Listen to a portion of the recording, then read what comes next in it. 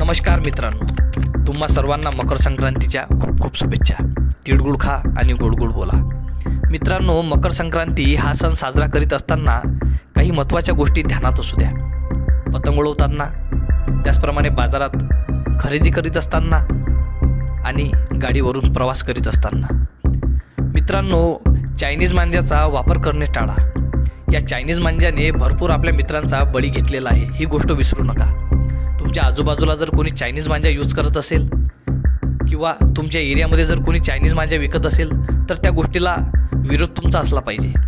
मित्रांनो, पतंग उडवत असताना एक गोष्ट ध्यानात असू द्या की तुमचं लक्ष आकाशाकडेच नाही तर आजूबाजूला सुद्धा असलं पाहिजे. मित्रांनो, या व्हिडिओच्या माध्यमातून मला सर्वांना सांगायचं एवढंच आहे की या चायनीज मांज्यामुळे आपल्यामधील भरपूर मित्रांचा बळी गेलेला आहे आणि पक्ष्यांचा बळीसुद्धा गेलेला आहे.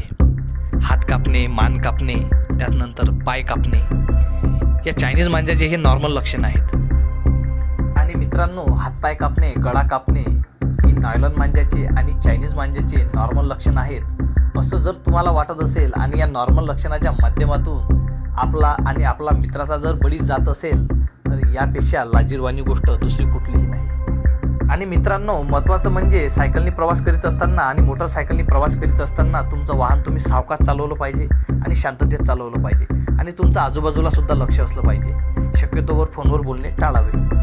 त्याचप्रमाणे मित्रांनो, तुमच्या सायकलसमोर आणि मोटरसायकलसमोर एखादा लोखंडी रॉड किंवा एखादी लाकडाची काठी तुम्ही बांधणे बंधनकारक आहे. म्हणजेच चायनीज मांज्यामुळे आणि नायलॉन मांज्यामुळे होणारी जीवितहानी आपल्याला इथं टाळता येईल.